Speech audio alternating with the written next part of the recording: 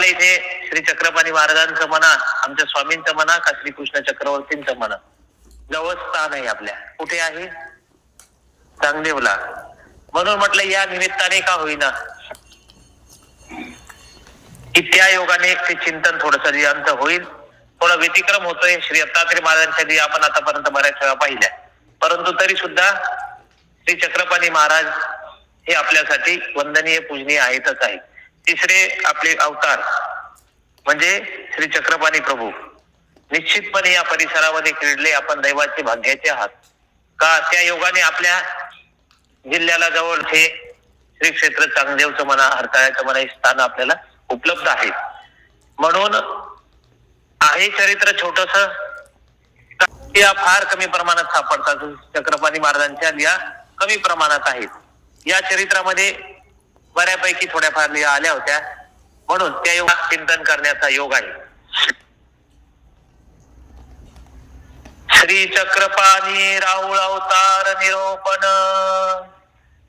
म्हणजे श्री चक्रपाणी प्रभूंचा जो अवतार आहे तो कशा पद्धतीने झाला त्याचं निरूपण या ठिकाणी करतात. गोसाव्यासी प्रतिष्ठानी गणपत मढी अवस्थान. पैठणला अनेक मठ होते. भोग नारायणाचा असेल त्यामध्ये हा एक गणपत मठ होता. इथे स्वामींना अवस्थान होतं. बरेच महिने म्हणा, बरेच वर्ष स्वामींचा कालखंड आपण पाहतोय पैठणला होता आणि जीवोद्धरण कार्य पैठणला सुरू केलं. म्हणून महादाईसी पुसिले महादाईचा विचारते जी जी श्री चक्रपाणी राऊळ कौनी ठाई अवतारू स्वीकरिला. आपल्याला श्री कृष्ण महाराज सुद्धा माहित आहे की मथुरेला त्या बंदी शाळेमध्ये देवाने अवतार स्वीकार केला. श्री दत्तात्रय प्रभूंनी माता अनुसयेला निमित्त करून गर्भीचा अवतार स्वीकारला. तसा श्री चक्रपाणी महाराजांनी अवतार कशा पद्धतीने स्वीकारला ते विचारतात. सर्वज्ञे मनितले आमचे स्वामी म्हणतात, बाई गोसाव्या ते जीव उद्धरावयाची प्रवृत्ती. ईश्वर अवताराला जीवाचं भलं व्हावं तर कशाच्या माध्यमातून? तर उद्धरणाच्या माध्यमातून. म्हणून जीवोद्धरणाची प्रवृत्ती ईश्वराला झाली. आणि मनोनी धरातळी पुन्हा चाकणा प्रदेशी, त्या प्रदेशामध्ये पुन्हा चाकणा प्रदेशी, पुण्याच्या जवळ चाकण आहे आजचं, त्या प्रदेशामध्ये एक विचार केला. पुण्याला सुद्धा स्थान असते बरं, आपण दैव भाग्य जोडलं नाही, नाहीतर पुण्याला सुद्धा वस्ती श्री चक्रपाणी महाराजांची झालेली आहे समोर काही दिगा याच्यामध्ये, परंतु स्थान अनुपलब्ध आहेत. कारण श्री चक्रपाणी प्रभूंचे पिता कोण?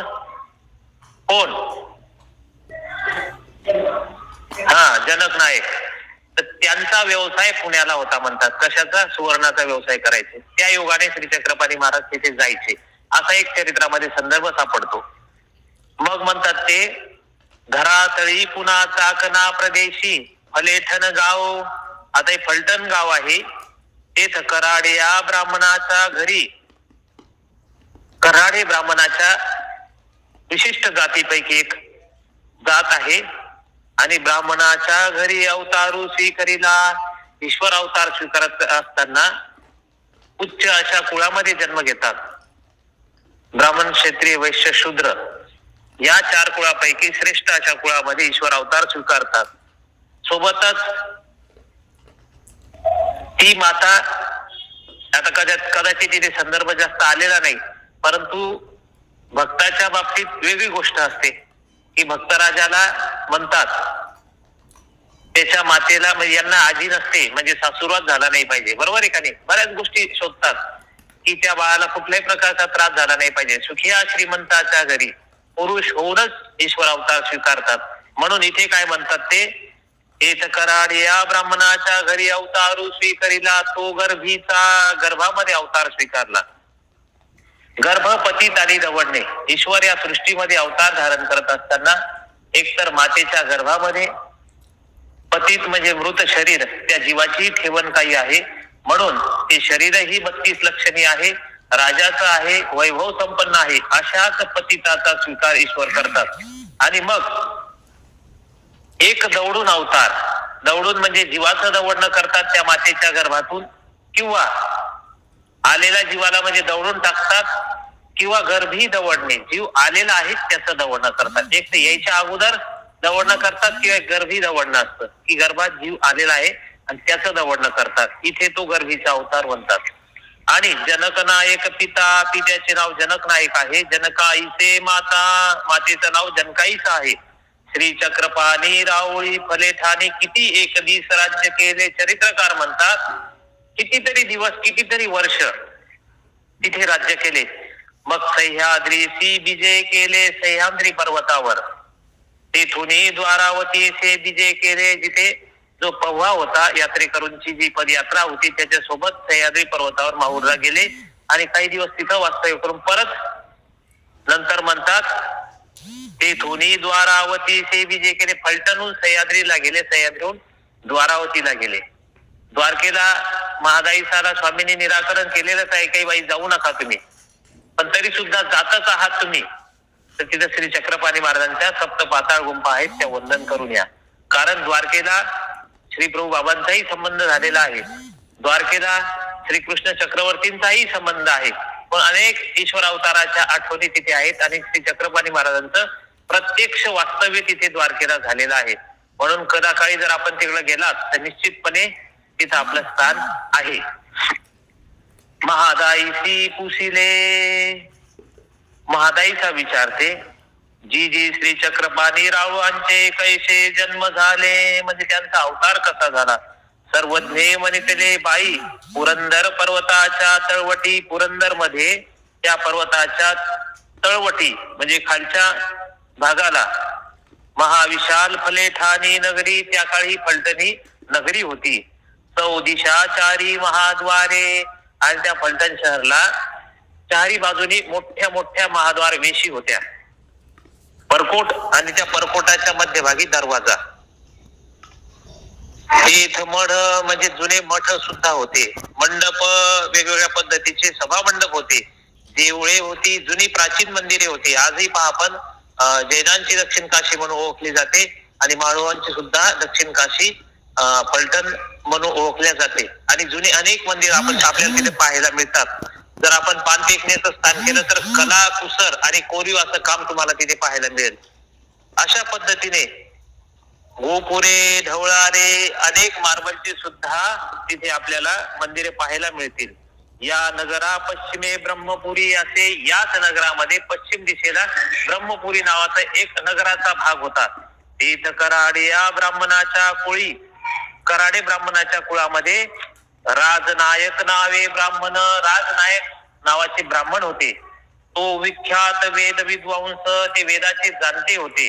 त्याचे भारे नाव राजाईचे, राजनायकाच्या पत्नीचे नाव राजाईचे. आता काय कर्म धर्म संयोग माहित नाही. जनक नायक आणि जनकाईचा, राजनायक आणि राजाईचा असेच प्रघात कालखंडाचा त्या. आणि राजनायकापासून राजाईसाची 7 पुत्र झाले, म्हणजे 7 पुत्र प्राप्ती त्या राजाईसाला झाली. वडील रूपनायक, त्यामध्ये मोठे जे होते ते रूपनायक होते. आणि रूपनायकापासून रेमनायक, रूपनायकापासून पुत्र झाले रेमनायक. आणि जनक नायक झाले आणि रेमनायकापासून जनक नायक. बघा त्यांनी 1 2 3 म्हणजे 3 पिढ्यांचा इथे विस्तार सांगितलेला आहे. जनक नाये भारे नाव जनकाईचे, जनकाईचे त्यांच्या पत्नीचं नाव. जनक नायक ते व्यापारी, ते व्यापारी होते.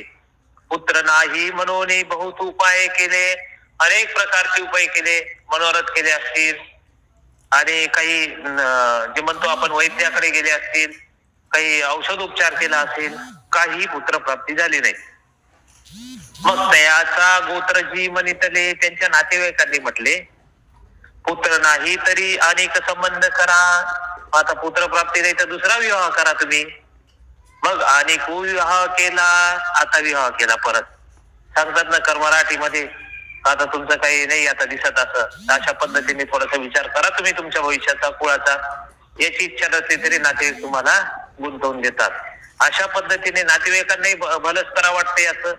परंतु जेव्हा दुसरा विवाह होतो तेव्हा परत आणखी गुरफटत जातो. दोन्ही विस्तार सांभाळताना दमछाक होते.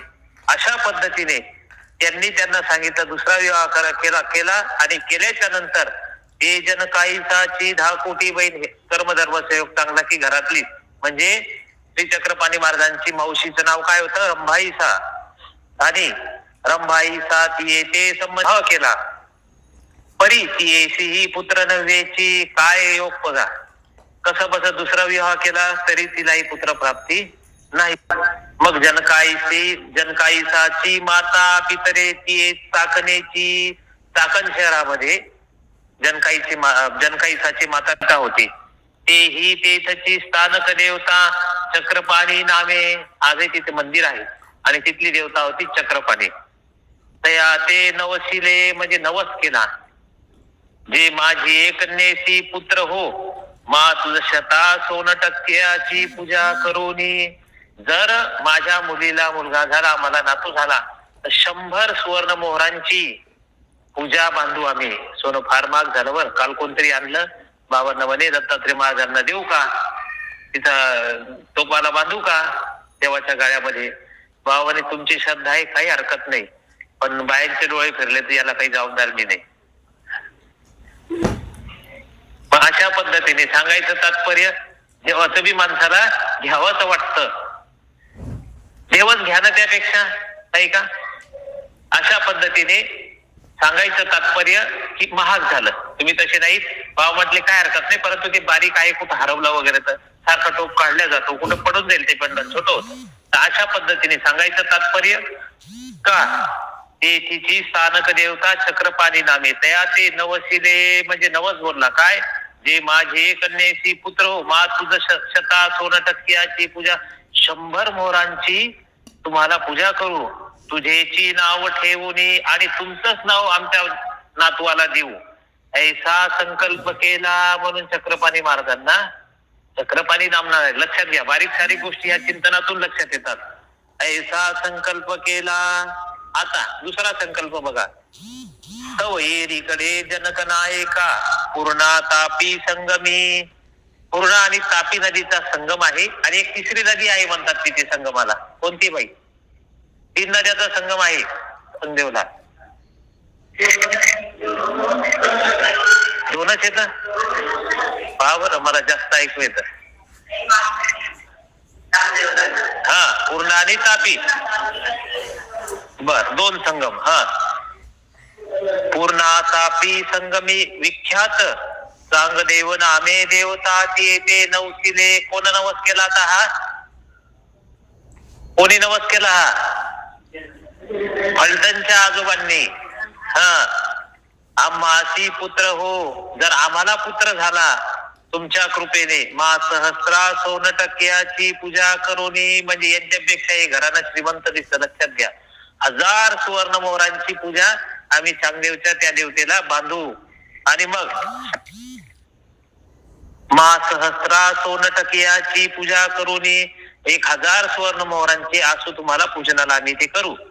पुत्राशी चांगदेवाचे नाव ठेवणी म्हणजे जर आम्हाला पुत्रप्राप्ती झाली तुमच्या आशीर्वादाने तर चांगदेव नाव ठेवू. म्हणून दोन्ही नाम देवाला आहेत लक्षात घ्या. मग देवता स्वप्नी सांगितले देवतेने स्वप्न सांगितलं सूचक दाखवलं काय सांगितलं जे तुम्हासी पुत्र होईल तुम्हाला पुत्र होईल. मग जनक नायक ती देवतेची भक्ती करू लागले. म्हणजे सांगायचं तात्पर्य चमत्काराला नमस्कार आहे. मग तिथून ते भक्ती करायला लागले. मग जनकाईसाची गर्भधान झाले. त्या पद्धतीने गर्भधारणा झाली. 9 मासा प्रसूती झाली पुत्रप्राप्ती झाली. या परी 5 दी लोटले आणि पुत्रप्राप्ती नंतर 5 दिवस उलटले. परी बालक मुखी स्तन न घ्यायची ते बालक काही मातेचं दूध काही घेत नव्हतं. यावर जनकाईसा दुःख करू लागली. बघा काय कर्मधर्म संयोग पहिल्या पत्नीला पुत्रप्राप्ती झाली नाही व दुसरी पत्नी केली तिलाही पुत्रप्राप्ती झाली नाही. ईश्वर हेतू असा काही अदृष्टाचा असेल की त्या जनकाईसाच्या गर्भामध्येच यावं अशी तिची जोड असेल लक्षात घ्या. देवाने आपल्या गर्भी यावं यासाठी काहीतरी जोड लागते. पण ते जनकाईसालाच पुत्रप्राप्ती झाली पण ते बालक काही दूध घेत नव्हतं. 5 दिवस उलटले तरी. यावर जनकाईसा दुःख करू लागली. ती दुःख करते. तो सासुरे रूपनायके संभोग केले. मग सासरे जे रूपनायक होते ते काय म्हणतात तिला जे जनक नायके जिये देवतेशी नवसिले, तुम्ही ज्या देवतेला नवस बोलला होता त्या देवते दर्शनाने या का, त्या देवतेला दर्शनाला घेऊन जात नाही का? कारण ज्या ज्या स्थानाला आपण नारळ बांधतो की आम्हाला नातू होऊ द्या, आम्हाला पंतू होऊ द्या, आम्हाला पुत्र होऊ द्या, ते बालक झाल्यानंतर दर्शनासाठी त्या बाळकाला त्या त्या स्थानाला आपण घेऊन जात असतो. हा प्रघात आहे, ही रूढी आहे आणि ही श्रद्धा पण आहे, लक्षात घ्या. तया देवते दर्शनाने या का, का बरं नेत नाही?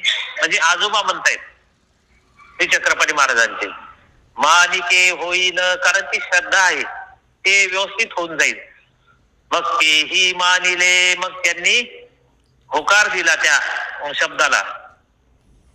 तव स्तनपान केले, आणि ते बालक स्तनपान करा, ही श्रद्धा आहे. सांगायचं तात्पर्य असाच एक फोन आला एके दिवशी, म्हणजे बाबा बाळ तर झालं परंतु दूध घेत नाही, काय करावं? विडा ठेवा जायच्या बाबाला.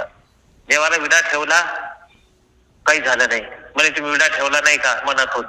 म्हटलं परत ठेवतोय कारण की मनातून तुमच्या श्रद्धेसाठी. बाळाने दूध घेतलं दुसऱ्या दिवशी. बर मग आता आम्ही देवाला पेढे आणू म्हणे. म्हटलं पेढ्यावर काम का तुमचं? देवाने एवढा डॉक्टर तिथं परेशान होता तुमचा आणि एका विड्यावर काम झालं तुमचं. तसं नाही म्हटलं, आता आश्रमातल्या मुलांना काहीतरी द्या तुम्ही. मग त्यांनी काही बॉटल वगैरे आश्रमातल्या मुलांसाठी आणल्या होत्या शाळेला जाण्यासाठी. काहीतरी असं करा ना तुम्ही. देवाने जर एवढं काम केलं तर आपलंही कर्तव्य आहे काहीतरी करावं त्या बाळकांसाठी देवाच्या, नाही का? ही श्रद्धा तुमची काम करते. सांगायचं तात्पर्य की गीतेमध्ये जरी सांगितलं असेल, पत्रम पुष्पम फलम तोयम यो मे भक्त्या प्रयच्छति. पत्र, पुष्प, पान, फूल, ज्याच्याकडे काही नाही त्याने पानही अर्पण केलं तर चालते, फुलही अर्पण केलं तरी चालते. आणि नाहीच काही तुमच्याकडे तर लहामाईचा सारखं तुम्ही उदक जरी अर्पण केलं, पाणी जरी उदक अर्पण केलं तर देव स्वीकार करतात. पण ही व्यवस्था कोणाची? ज्याच्याकडे काहीच नाही त्याच्यासाठी व्यवस्था आहे. आपल्याकडे आहे ना, आपण म्हणतो पत्रम पुष्पम, देवाने एवढंच सांगितलं, तसं नाही. आपल्याकडे आहे, ईश्वराने आपल्याला संभव दिलेला आहे, निश्चितपणे आपण ते देण्याचा प्रयत्न करायचा आहे. कारण आपण एक माध्यम आहात, लक्षात घ्या. साधे हो कवनाचे काही असे, हे सगळी देवाचे की आपलं काहीच नाही, सगळं देवाचंच आहे. आणि देवाने जर दिलं नसतं तर काय केलं असतं? तुम्ही म्हणाल हे आमच्या कर्माचं आहे, तेही मान्य आहे, परंतु ईश्वराच्या हेतूने, जसे आता मध्यंतरीच्या कालखंडामध्ये पाऊस खूप झाला, पण तुमची केळी वाचवली देवाने, तुमचं धान्य वाचवलं देवाने, थोडस कुठंतरी जास्त खराब होऊ दिलं नाही. देवाला तुम्ही प्रार्थना केली आणि देवा थोडस वाचव बाबा, याच्यातला आम्ही कुठेतरी मार्गाला देऊ, होतं सहाय्य तुम्हाला. अदृष्ट हेतू त्या पाठीमागे कर्मात असेल तर ईश्वर सुद्धा सहाय्य करतात. म्हणून सांगायचं तात्पर्य की असेल तर करायला निश्चित हरकत नाही. म्हणून त्यांनी 1000 सुवर्ण मोहरांची आसूंची पूजा इथे बांधली होती. नवस बोलला, आणि मग नवस बोलल्याच्या नंतर पूर्वीच्या काळी एक प्रघात होता की ते सगुण पाहायची प्रथा आहे का इकडं? असे पाळूवर पाहायचे किंवा ते रुपये चिटकून पाहायचे. काही परिसरामध्ये विदर्भामध्ये मग या देवतेचं नाव घेतात, त्या देवतेचं नाव घेतात आणि ते थांबून जातात. हा, तुम्ही जायचं देवाला नवस बोलला होता, तुम्हाला जावं लागेल एकदा दर्शनाला. हा, माझ्याच्यात चूक झाली, मी कबूल केलं. तोपर्यंत ती बाई विसरून बी जाते देवाला कबूल केलं होतं. तोपर्यंत त्या बाळाला इजा होते, आजार होते. आहे प्रघात आजही काही परिसरामध्ये. ते होते असं कसं काय झालं त्या बाळाला? पहा बरं एकदा सगून त्याचा.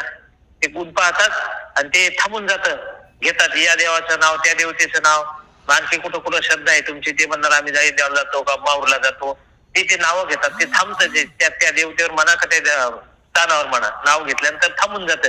असो ते काही लॉजिक काही असेल तर अशा पद्धतीने तुम्ही नवस बोलला होता तर तुम्ही आता चांगदेवला जा, असे आजोबा सांगतात त्यांना, जनक नायकांना. मग तव स्तनपान केले, पुत्राने मातेचं दूध घ्यायला सुरुवात केली. ते अवसरी व्यापार निमित्ते जनक नायक पुन्हा होते. पुण्याला जनक नायक व्यापारानिमित्ताने होते. ते येऊन पुत्रमुख देखिले, आणि तेव्हा त्यांनी येऊन पुत्रमुख पाहिलं. म्हणजे पुत्रप्राप्तीच्या जवळ नव्हते कदाचित, असा इथून अर्थ अभिप्रेत होतो. हरी केले किंवा पुत्रप्राप्ती झाली, व्यापारानिमित्त बाहेर गेले, बाळ दूध घेत नव्हतं हे त्यांना माहिती होतं. परंतु जेव्हा ते बाळक दूध घ्यायला लागलं त्याच्यानंतर आले आणि हरी केले आणि त्यांनी मनात कबूल केलं की आम्ही पूजा बांधू. लगेच इकडे म्हणल्यानंतर त्या श्रद्धेचं कार्य सुरू झालं. हरी केले आनंदित झाले आणि 10 कोटी स्त्री रंभाईसाचे मनिजले रंभाईसाला म्हणतात. हा जनकाईसाचा पुत्र नव्हे तुझाची आहे. बघा किती म्हणजे एक सोज्वळ भावना. एखादं म्हणते बघ तुला तुझ्याशी लग्न केलं आणि तुला काही पुत्रप्राप्ती झालीच नाही, परंतु तसं नाही, त्यांनी दुखवलं नाही दुसऱ्या पत्नीला. ते काय म्हणतात, हा का जनकाईसाचा पुत्र आहे, तू कशाला दुःख करते मनामध्ये, हा तुझाच पुत्र आहे, तुझाची असे तुझाच पुत्र आहे. बालक 1 वर्षाचे झाले या बारसे. 1 वर्षाचं झाल्यानंतर मग बारसे झाल्याच्या नंतर नगर भोजन की जताये, म्हणजे 1 वर्षाचं झालं त्याच्या अगोदर बारसही झालं आणि आम्ही पूर्ण पलटण शहराला नगर भोजन आम्ही देतोय. मग घेऊन जा, मग तुझ्या घराला घेऊन जा. तू केली रंभाईसा मने संतोषिली, मनामध्ये तिने आनंद साजरा केला. मग आपुल्यावरा गेली, मग कुठेतरी गेली, काही दिवस राहू दे इथं आईजवळ, तिच्या त्या मुलाच्या आईजवळ राहू दे, म्हणजे जनकाईसाजवळ राहू दे आणि नंतर हे तुझ्या घराला घेऊन जाय. कारण आपण प्रार्थनेमध्ये म्हणतो, काय म्हणतो, रंभाईसाचा निज प्रिय त्रास जीवास चिंती सदा हित करता. हे निज प्रिय त्राता म्हणजे श्री चक्रपाणी महाराज आहेत.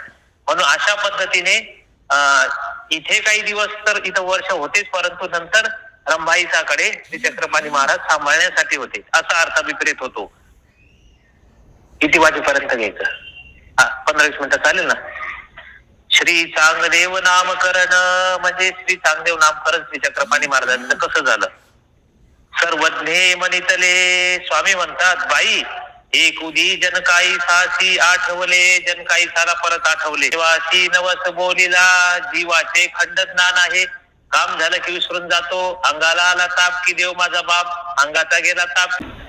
नवस बोलला, बाळक दूध प्यायला लागलं तरी आता हे विसरून गेले, कारण परिस्थिती चांगली झाली, विसरून गेले. आता का आपल्याला जायची, सध्या पाहू सवडीने जाऊ आपल्या.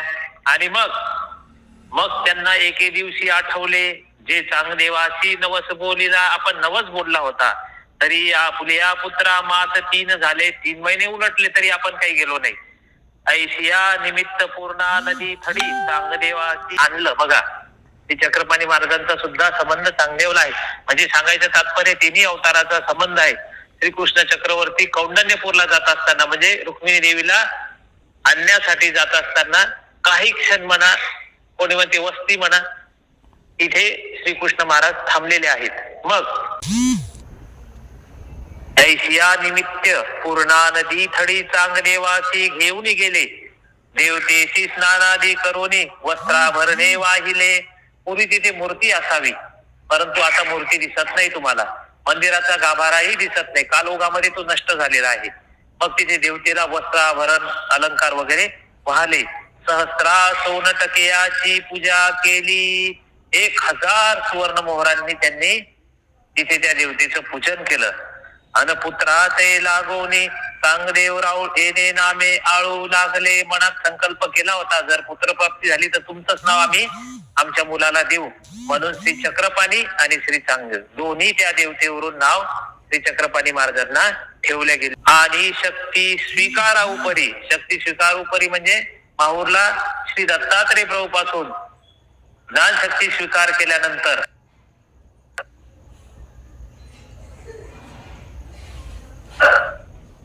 जो पव्हा म्हणजे पदयात्रा निघाली होती फलटणहून सह्याद्री पर्वतावर, श्री दत्तात्रय प्रभू व्याघ्रविनी प्रभूंना ज्ञानशक्ती करून देतात तिथे. आणि शक्ती स्वीकारा उपरी हेची नामस्मरण विहिले. आणि देवाने सुद्धा श्री चांगदेवरावाचा अभिमान म्हणून त्याच नामाचा स्वीकार सांगितला. आणि आमच्या स्वामींनी सुद्धा विहित श्री चांगदेवराव हे तिसरं नाम विहित केलेलं आहे.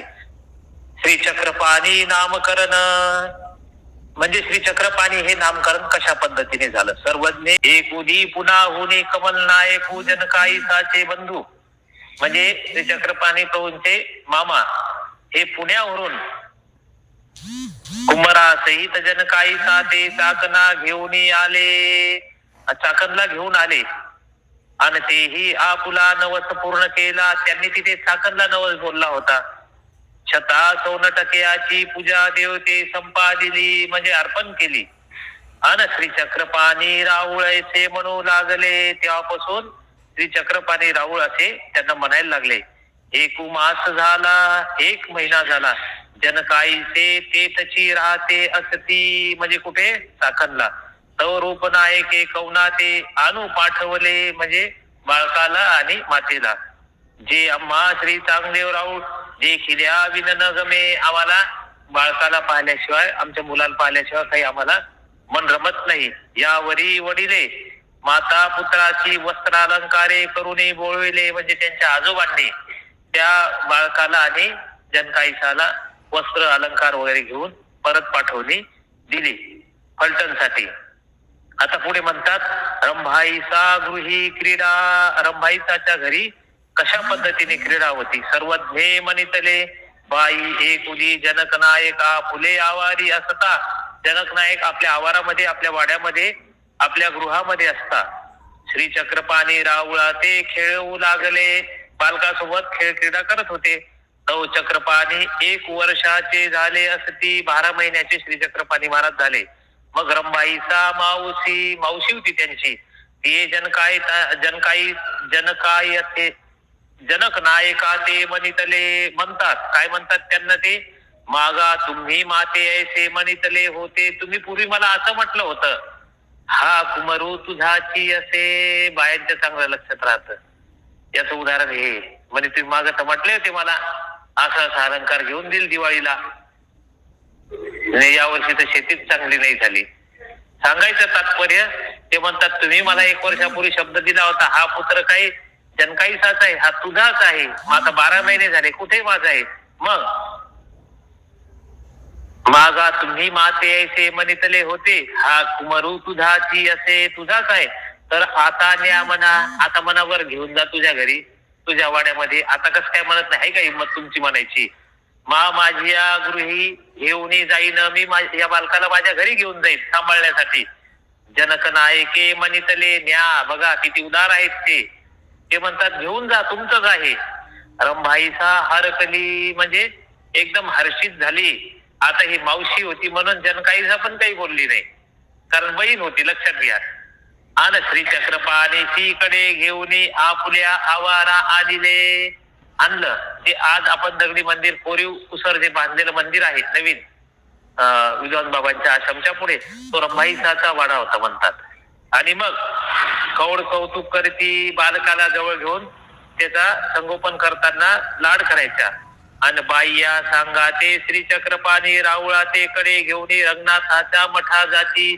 मैत्रिणींसोबत पलीकडे रंगशिळेचं मंदिर आहे तिकडे घेऊन जायचे. तो माझी कांडी कोरी शिळा. तिथं कोरलेल्या शिळा होत्या. त्यावर ते श्री चक्रपाणी खेळती. तिथे खेळत होते. किंवा इकडे पानपेकडे मंदिर होतं, गोपाळाचं मंदिर होतं. अशा पद्धतीने रांगती. तिथे श्री चक्रपाणी महाराज रांगत होते. मावसे रंभाईची आणि मावशी रंभाईचा श्री चक्रपाणी कारणे रंगनाथा पूजा बांधिती. तिथे रंगनाथाच्या मंदिरामध्ये पूजा बांधायच्या पलीकडे. बोने करीती. बोने म्हणजे नैवेद्य उपहार करीती. मग बारसे केले. तिने वेगळं बारसं केलं. तिच्याकडे आलं बाळ म्हणून. नगर भोजन दिधले नाही. हा एक संदर्भ पाठीमागे पाहिला की 1 वर्षानंतर आपण नगर भोजन देऊ असा मनोरथ जनकाईसांनी केला होता. बारसा आणि त्याच्यानंतर हे नगर भोजन दिलं. रंभाईसा गृही श्री चक्रपाणी राव वाढते झाले. अशा पद्धतीने श्री चक्रपाणी महाराज तिथे वाढायला लागले. चालायचं का पुढं? 4:30 पर्यंत चालायचं. हा छोट्या लिहायचं. हा बर अजून 5-7 मिनिटं. सर्पश्री करी गोंजरने. आमच्या स्वामीच्या चरित्रामध्ये आपल्याला पाहायला मिळतं. कुठे पाहायला मिळतं? कुठे पाहायला मिळतं? सर्प कुठे पाहायला मिळतो? वडनेर भुजंगला मिळतो. आणखी परत नाथोबांना सांगतात सर्प धरा, नवगावीचा सर्प उतटीला, आहे की नाही. बऱ्याच ठिकाणी आपल्याला सर्प पाहायला मिळतो. मग श्री चक्रपाणी चरित्रामध्ये ते म्हणतात, सर्वज्ञे भक्तिजना ते मनितले. स्वामी म्हणतात, एक उदी रंभाई साचा आवारा होणे, बाहेरी खेळू जाता सापू देखिला. म्हणजे बाहेर सर्प पाहिला तो श्री चक्रपाणी रावळे मनितले. म्हणजे श्री चक्रपाणी महाराज म्हणतात, पादोदरा एवढ्या वेळा ते निघाले ती. एवढ्या वेळेला तुम्ही कुठे निघाले? लोक तुम्हा उपद्रविल. जरी तुम्ही काही त्रास देणार नाही कोणाला, पण लोक तुम्हाला त्रास देतील. तुम्ही जा तुम्ही जा. ज्याप्रमाणे आमचे स्वामी सावळदबाऱ्याहून म्हणजे सावळदबारला येत असताना स्वामींच्या पाठीमागे एक व्याघ्र आला होता. चरित्रकार म्हणतात, बाईसांनी त्याच्या पाठीवर ओझं दिलं होतं आणि गावाच्या जवळ पोहोचल्यानंतर 11 पर्यंत पोहोचल्यानंतर स्वामी त्या वाघाला म्हणतात, महात्मे आता जा. बाईसा म्हणते, बाबा येऊ द्या ना, बरं आहे आपल्याला ओझं ठेवायला. स्वामी म्हणतात, हा काही करणार नाही, लोक याला त्रास देतील. मग हे काय म्हणतात, तुम्ही कसे काय निघाले सापाला? श्री चक्रपाणी महाराज म्हणतात, लोक तुम्हा उपद्रविल. लोक तुम्हाला त्रास देतील पाहून तुम्ही जा तुम्ही जा. पाठवून दिली. म्हणून श्री करे स्पर्शिले. आहे का हिंमत आपली श्री करे स्पर्शायची? हे ईश्वराचं सामर्थ्य आहे, लक्षात ठेवा. वाघाला मांडीवर घेण्याचं सामर्थ्य ईश्वराचं आहे. एका कृपादृष्टीमध्ये वाघ शांत व्हावा ही देवाची कृपादृष्टी आहे. आपण साधं जर पाहिलं तर कुत्रे आपल्याकडे पाहून भुकतात, हे आपलं सामर्थ्य आहे. ईश्वराचं सामर्थ्य अगाध आहे, लक्षात घ्या. सांगायचं तात्पर्य, तव सांघातीची लेकुरे म्हणती. म्हणजे तो साप निघून गेला आणि सोबतचे मुलं काय म्हणतात, चक्रपाणी रावळे सापू पळविला. देवाने त्याला आज्ञा केली. ही चराचर सृष्टी ईश्वराच्या अधीन आहे, लक्षात घ्या. मया देखेन प्रकृती स्वीते सचराचरम. ईश्वराच्या आधिपत्याखाली सृष्टी आहे. ईश्वराने आज्ञा केली, तो साप गेला. मुलांना असं वाटलं का देवाने साप पळवून लावला ना, तरी आम्हा खाता नाही तर आम्हाला चावला असता. म्हणून आपुला घरा सांगो आदरिले.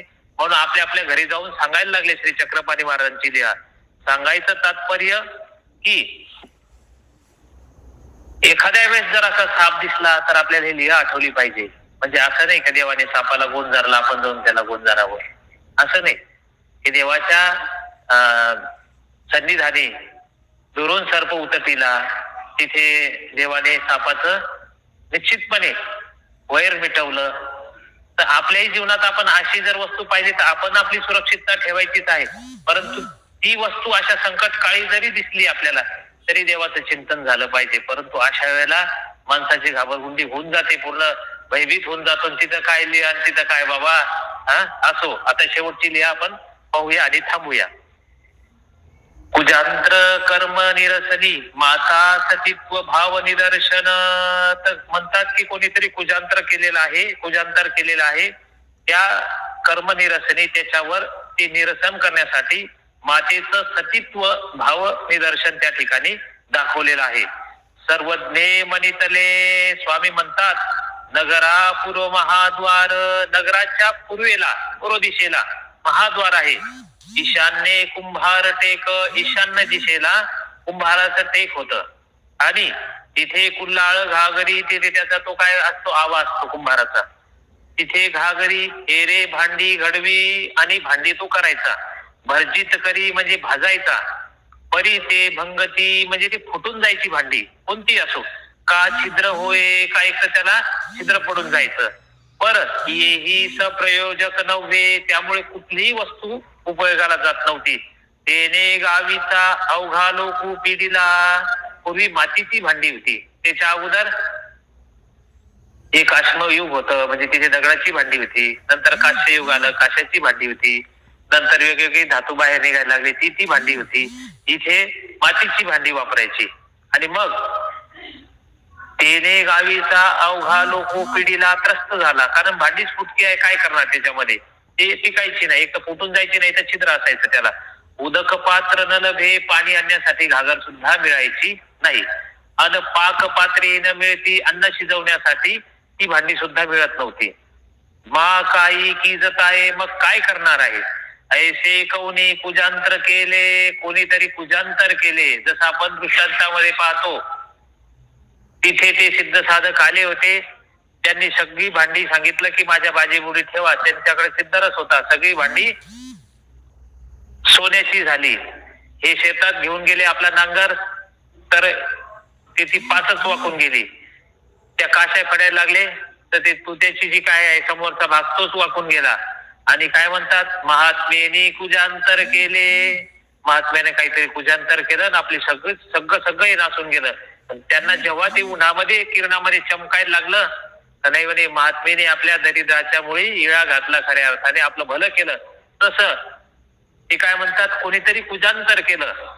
तव कवणी म्हणे, कोणी काय म्हणतो, आपुले नगरी गौंड देशीचा ब्राह्मण तर नव्हे. म्हणजे गौंड प्रदेशामध्ये कोणी ब्राह्मण तर नाही राहत. ऐसे नेनो, काही लोक अनुवादू लागले, एकमेकांमध्ये संवाद करायला लागले किंवा असा कोणी ब्राह्मण तर नाही आणि अशा पद्धतीने कोणी काही करत तर नाही. तर मग ते म्हणतात, तो एकी वृद्धे महाजने मनितले. गावामध्ये यासाठी वृद्ध माणसं लागतात, घरामध्ये वृद्ध माणसं याच्यासाठी लागतात की जेवढी केस त्यांची पांढरी असतात तेवढं आयुष्य, तेवढा वेळ, तेवढं त्यांचे वर्ष खर्ची गेलेले असतात. ते काय म्हणतात, एकी वृद्धे महाजने मनितले. रे बा कुल्हाळा अरे कुंभारा, कौना पतिव्रते करवी आवादन करी तू का. कोणातरी एखाद्या पतिव्रता स्त्रीला तुम्ही आव्हान करा, तिला बोलवा. मग तेने मानितले आणि मनितले, हेची तुम्हीची करा. तो त्या वृद्ध ब्राह्मणाला म्हणतो, कुंभार का ते तुम्हीच करा ना काम. मी आवा करून ठेवीन, मी माझा आवाज सगळा तयार करून ठेईल. तो महाजनी जनक नायकाची 10 कोटी भार्या. आता श्री चक्रपाणी महाराज कोणाच्या घरी होते, रंभाईसाकडे होते. सती रंभाईसा ते अग्रगण्य केले. मग तिला मुख्य केलं आणि तिला काय म्हणतात, आणि तेही श्री चक्रपाणी रावळाकडे वाहून नेले. आता बाळाला घरी थोडी ठेवणार आहे मी, एकदा जाऊन येते तिकडे आव्यावर, असं चालत नाही. एक तर घरी आजी पाहिजे, नाही तर पाळणा घर पाहिजे शहरामध्ये. तसं बाळाला एकटं ठेवता येत नाही. स्थिती आहे, मी म्हणणार नाही पाळणा घरामध्ये ठेवा, परंतु परिस्थिती अशी आहे. एका विचारलं ताईला, म्हटलं ताई बाळ नाही बाबा ते देऊन जाते म्हणे पाळणा घरामध्ये, संध्याकाळी येताना घेऊन येते. काय जमाना आहे, त्याच्यामुळे त्याला पर्याय नाही आता. आणि तेही श्री चक्रपाणी रावळाकडे वाहून नेले. त्या मातेने चक्रपाणी महाराजांना आपल्या कडेवर घेतलं. तो चक्रपाणी राऊळ आपणची वस्त्राच्छादित आवयावरुणे श्रीकर फिरोनी आवया ते स्पर्शिले. ते स्वामी असे मातेच्या पदराखाली होते. देवाने आतूनच हात स्पर्श केला त्या आव्याला, आवानिका केला. तो जो आवा होता कुंभाराचा तो व्यवस्थित केला आपल्या स्पर्शाने. आणि रंभाईचे लोक रूढीस्तव, म्हणजे लोकांच्या रूढीस्तव, कुंकू हळद अक्षता घातली. आणि रंभाईचाने वरून काय जे काही विधी असेल तो केला त्याचा. आणि अनुज्ञा आधी झाली आणि सांगितलं आता तुम्ही तयारी करा तुमच्या सामानाची, काय काढायचं तुम्हाला. तव जया जे प्रयोजक ते घेतले. म्हणजे असेल काही देवतेचा काही तिथे असेल, कोप असेल, काय असेल नसेल, आणि ते लागून तो दोष निवर्तला किंवा जागेचा दोष असेल तो निवर्तला ईश्वराच्या स्पर्शाने. लक्षात घ्या, घर बांधणी करत असताना घरामध्ये अनेक हिंसा होते. हिंसा म्हणजे पाणी मारतो, आगळी पाणी मारतो, सूक्ष्म जंतूंची हिंसा होते. विटा भासताना अनेक जंतूंची हिंसा होते. काम करत असताना अनेक कारागिरांची मनं दुखवल्या जातात. कुठंतरी ती जागा तामस होते ना, मग त्या पाठीमागचा सद हेतू असतो की साधू संतांना आमंत्रित करून तिचं पारायण पाणी आपण करून घेतो. कशासाठी, तर तिथे सात्विकता यावी. तशा पद्धतीने ईश्वराचं अधिष्ठान जिथं जिथं आहे ती सात्विकता निश्चितपणे ईश्वराच्या कृपादृष्टीने येणारच आहे. तसं श्री चक्रपाणी महाराजांना नेलं आणि तिथं त्यांनी हातून पदराच्या खालून असा स्पर्श केला आणि ते व्यवस्थित झालं. लोक रूढीस्तव रंभाईसाने कुंकू हात काय टाकलं, तिथला दोष ईश्वराच्या कृपादृष्टीने निवर्तला. आन बरवा आवा निघू लागला. आता भांडी फुटायला लागली नाही, व्यवस्थित भांडी सर्व यायला लागली. लोकू आनंदले, म्हणजे लोकांना आनंद झाला. रंभाईसाचे सतीत्व प्रगटीये केले. रंभाईसाई पतिव्रता आहे असं लोकांनी मान्य केलं. आपुले सामर्थ्य दाविले. अशा पद्धतीने ईश्वराचं अदृष्टपणे सामर्थ्य दाखवलं देवाने. आणि रंभाईसाला लोक जे आहेत त्या पद्धतीने मानायला लागले की नाही खरंच सतीवान स्त्री आहे. अशा पद्धतीने सांगायचं तात्पर्य की ईश्वराच्या कृपादृष्टीने मनोधर्माने कुठली गोष्ट अंधा देखे लंगडा चल कर पौसे काशी रे, अशा पद्धतीने ईश्वराची कृपादृष्टी असेल तर आपल्या घरावर, आपल्यावर आणि आपल्या जीवनावर सगळं काही भलं होत असते. सांगायचं तात्पर्य, श्री दत्तात्रय प्रभूंच्या कृपादृष्टीने गेल्या 28 वर्षापासून आपण या ठिकाणी आहात. आपण या, आपल्या मुलांना घेऊन या, आपल्या पुढच्या पिढीला सुद्धा आपण आणण्याचा प्रयत्न करायचा आहे की देवाची ती कृपादृष्टी सदैव आपल्या परिवारावर राहिली पाहिजे. हा सद हेतू ठेवून आदरणीय पूजनीय श्रद्धेय प्रातस्मरणीय श्री बाबाजींच्या प्रसन्नतेने निश्चितपणे आपल्या सर्वांना हे ब्रह्मविद्या ज्ञान अवगत होत आहे, होत राहावं म्हणून आजची सेवा बाबाजींच्या प्रसन्नतेने या ठिकाणी सादर करण्याचा योग आला. आजची सेवा श्री दत्तात्रय प्रभूंच्या चरणी निर्हेतुक बुद्धी सादर करतो आणि आजचे पोथी सत्र संपले असं जाहीर करतो. सर्वज्ञ श्री चक्रधर स्वामी की जय. दंड